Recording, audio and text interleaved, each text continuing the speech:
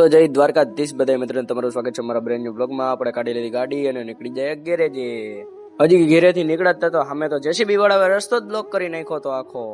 તો પછી ગેરેજે પૂકીને ઉતારી નાખી બધી ગાડીઓ ઉતારીને કરી નાખી દીવાબત્તી કરતા હતા. જેન 2 આવી ગઈ હતી, એમાં આગળના બેરિંગ બદલાવાના હતા. પણ ગરમી તો એટલી ને ભાઈ સુરતમાં વાત જ પૂછોમાં.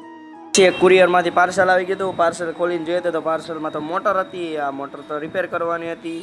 આ બ્લેક ગાડી આવી ગઈ હતી, એમાં બટન પેનલ એક બાજુ કામ કરતી હતી, બીજી બાજુ કામ નહોતી કરતી. એટલે આપણે વાયરિંગ ચેક કરી નાખ્યું. વાયરિંગ ચેક કર્યું તો આમાં તો 3 વાયર કપાઈ ગયેલા હતા. પછી હાંધો મારીને વાયરિંગ કરી નાખ્યું ફિટ અને ગાડી કરી નાખી રેડી. સ્વિચ જો મસ્ત કામ કરે. પછી બ્લેક ગાડી નીચે ઉતરી હતા તો બિપિનભાઈ તો મોટરનું કામ કરવા માંડ્યા. મોટરમાં તો શેડા બળી ગયા હતા.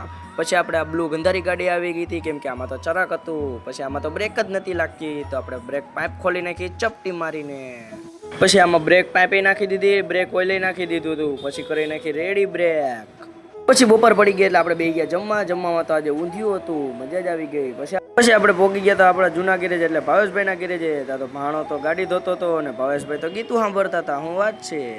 પછી પાછી આપણે ઓલા કાઢી લીધી, નીકળી ગયા ગેરેજે જવા. ગેરેજે પોગીને આપણે કરી નાખ્યા ફ્રી આવી હતી. એમાં આપણે બેટરી ખોલવાની હતી, તો બેટરી કાઢીને બીએમએસ ચેક કરતા હતા. બીએમએસ આવ ફેલ હતું એટલે આપણે બેટરી દેવા જવાની હતી કતારગામ. પછી આપણે હેલ્મેટ પહેરીને બેટરી કરી નાખી રેડી અને પોગી ગયા કતારગામ પોગ્યા તો દુકાન જ બંધ હતી. પછી સાઈડમાં બેટરી મૂકી દીધી ને આપણે આવી ગયા ગેરેજે પાછા.